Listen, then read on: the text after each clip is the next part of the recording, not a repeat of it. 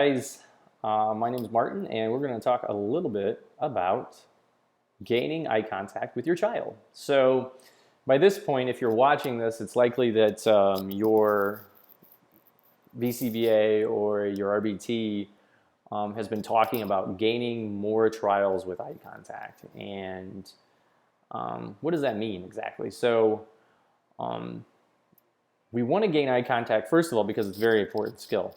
It's the first step to socialization. It's the first step to gaining attention from our kiddos. And if we can get eye contact, it usually means that we can teach more socialization more easily.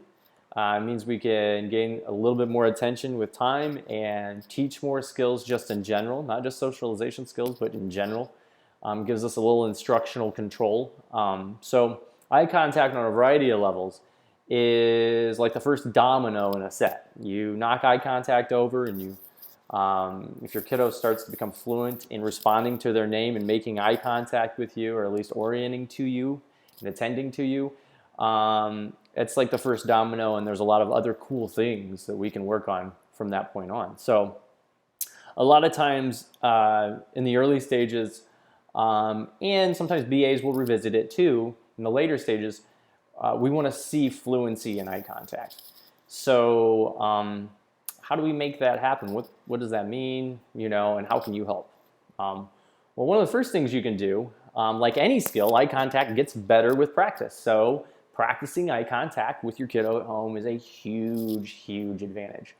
How do you do that? Well, one of the first things you can do is when you're at home, first, pay attention to what your child is motivated for.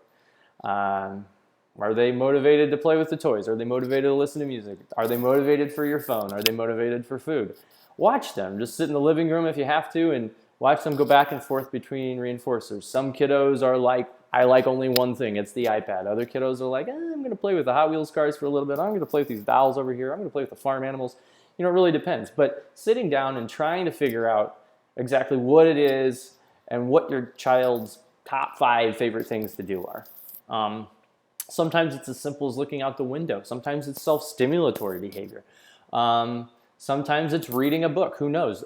All of our kids have a variety of different levels they're at and a variety of different preferences, and they're all unique and they're all different. So one of the first things you're going to want to do is make yourself well-versed in the things your child loves to do. And that can be done in an evening where you're just sitting and watching. You're just letting your child go back and forth to the things they want to do. Now, obviously, we want to make sure they're not getting into anything dangerous, but, even if it's just sitting in the playroom with them, sitting in their bedroom with them, paying attention, making a list of the things they like to do. So the first step to getting eye contact is knowing what your child is motivated for.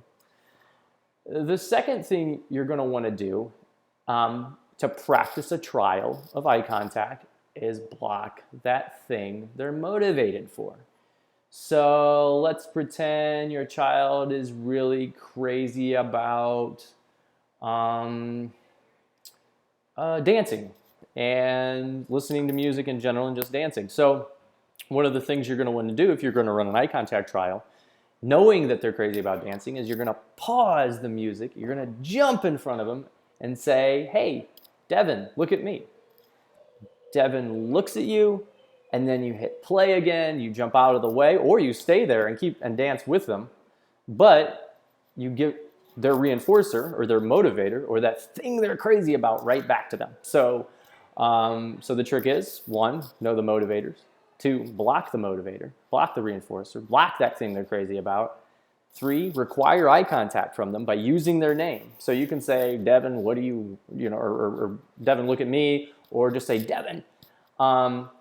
And the 4th thing you're going to want to do is give that thing they're motivated for, that thing they're crazy about, right back to them. And you're going to do this over and over again. You're going to do it in the evening, you're going to do it on the weekends, but you're going to try as best you can to work that muscle, to get them into that habit of when they hear their name, they're looking at you. This is the first step in socialization, like I mentioned. So it's sometimes the first shared experience between a parent and a child is just eye contact. It's just that tiny little eye contact, but it's the first steps to all kinds of important things. The other thing is it can keep them safe at some point. So if your child's running in the parking lot, you're going to want to say their name so they hear you, turn, look, orient, and that can kind of keep them safer sometimes.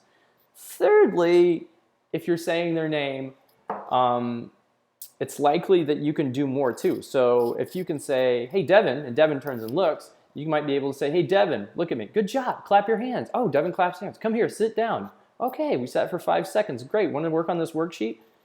We can actually gain more instructional control and work on more skills. And the more skills we can work on, the farther we're going to get with kiddos. So this is why your BA is likely suggesting working on eye contact. And it's one of the coolest things you can do with your kiddo. It's one of the most profitable things you can do with your kiddo in terms of a standpoint of gaining skills and everything like that. And it's going to make their life far better in the long run when you work on this skill. So when you're home on the nights and weekends, when you have time, and I know you're busy, try really hard to get some eye contact out of your kiddo, and it's only going to supplement the skills they're going to develop in the long run. Thanks.